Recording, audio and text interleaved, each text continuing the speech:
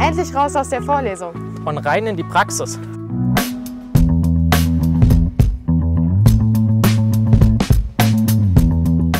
Cool, dass die TU Dresden so einen Schulversuch begleitet. Stimmt. Hier an der Unischule studieren wir die Schule der Zukunft. Hier lernen wir doch. Und wir begleiten euch dabei.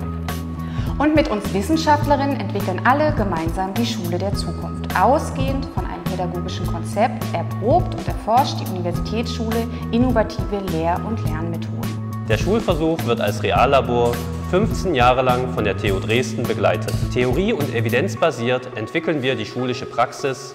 Dafür erheben die Forscherinnen Daten und können bald mehr über gelingendes Lernen aussagen. So kann Wissenschaft gemeinsam mit Schule zeigen, wie Theorie und Praxis des Lernens zusammenhängen. Hier wird entdeckend und forschend gelernt. Das heißt, die SchülerInnen bringen ihre Fragen mit in die Schule und lernen Methoden kennen, sich diese Fragen zu beantworten. Dafür müssen Fächergrenzen aufgehoben werden.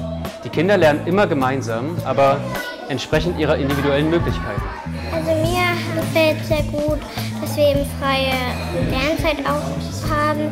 Also können selbst entscheiden, was wir lernen und dass wir eben unterschiedliche Dinge ausprobieren können. Spannend. Ich freue mich auf jeden Fall schon aufs Praktikum in der Schule der Zukunft.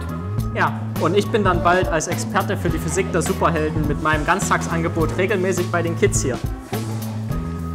Wir zusammen